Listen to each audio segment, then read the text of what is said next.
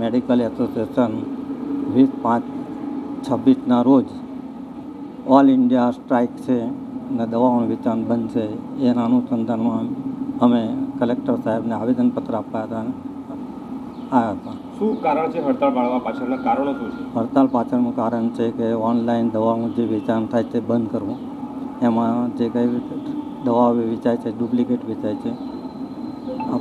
બીજું એવું છે કે વેપારીઓ પણ એનાથી ત્રાહિમામ પુકારી ગયા છે. ગ્રાહકોને પણ સંતોષ મળતો નથી. એ લોકો ડુપ્લિકેટ દવાઓ વધારે વેચે છે ઓનલાઈન. ઓનલાઈન દવાના કિંમતમાં અને ઓફલાઈન દવાના કિંમતમાં ઘણો મોટો ફેર હોય છે, તો એના માટે શું કહેશો? કેમ એના માટે ફાયદો દેખાય છે?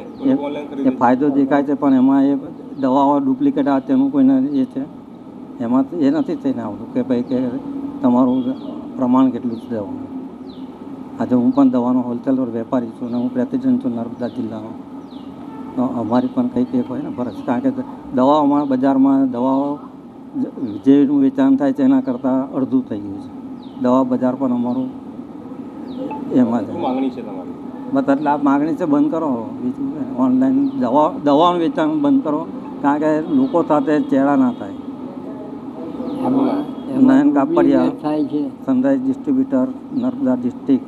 રાજપીપળા શહેર તથા ભારત બંધનું એલાન તારીખ 20 મેના રોજ અમે ઓનલાઈન મેડિસિન જે કહેવાય એમાં નાર્કોટિક ડ્રગ્સ અને જે ભારે પડતું જે ડિસ્કાઉન્ટ આપી રહ્યા છે એના માટેનું અમે એલાનના દખે અમે બંધ કરી રહ્યા છીએ.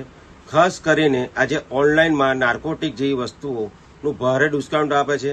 અમને ડિસ્કાઉન્ટ બહુ જ ઓછું મળે છે અને અમે લોકો ખાસ કરીને એના માટે ખૂબ પ્રયત્ન કરીએ છીએ કે જો આ આંદોલન એ નહીં થાય તો અમે આગળ પાછા આંદોલન કરીશું. આવા જ વધુ સમાચારો જોવા માટે સબસ્ક્રાઇબ કરો અમારી યુટ્યુબ ચેનલને અને જોડાયેલા રહો ફેસબુક, ઇન્સ્ટાગ્રામ અને ટ્વિટર પર.